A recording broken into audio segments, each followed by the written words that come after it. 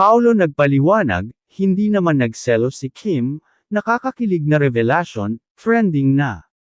Sa gitna ng kaliwat kanang speculations at mga selos issue online, Paolo Avellino finally breaks his silence, at diretsahang nilinaw na hindi naman nagselos si Kim.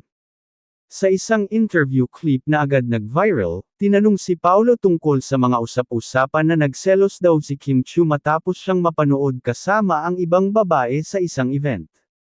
Pero walang pag-aalinlangan ang sagot ng aktor. Hindi naman siya nagselos. Wala namang issue. Boom! Diretsahan, walang paligoy-ligoy.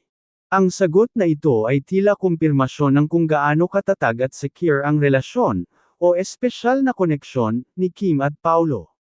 Hindi na kailangan ng matinding paliwanag, dahil ang tiwala sa isa't isa ay halatang buo. Netizens react agad-agad. Yung confident na si Kim, kasi alam niyang siya ang mahal. Ang healthy ng ganitong klaseng relationship, less drama, more love. Paolo really respects Kim. Kaya mas marami pang Kim Pao moments please. Hindi rin nakaligtas sa mata ng fans ang body language ni Paolo habang sumasagot, nakangiti, kalmado, at halatang inspired.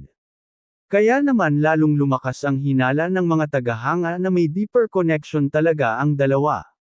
Sa ngayon, patuloy na suportado ng fans ang tambalan ni Kim at Paolo, lalo na sa kanilang bagong endorsement at mga rumored projects together.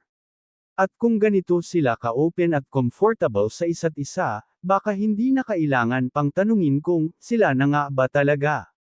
Abangan ang susunod na kilig bomba mula sa Kim Pao.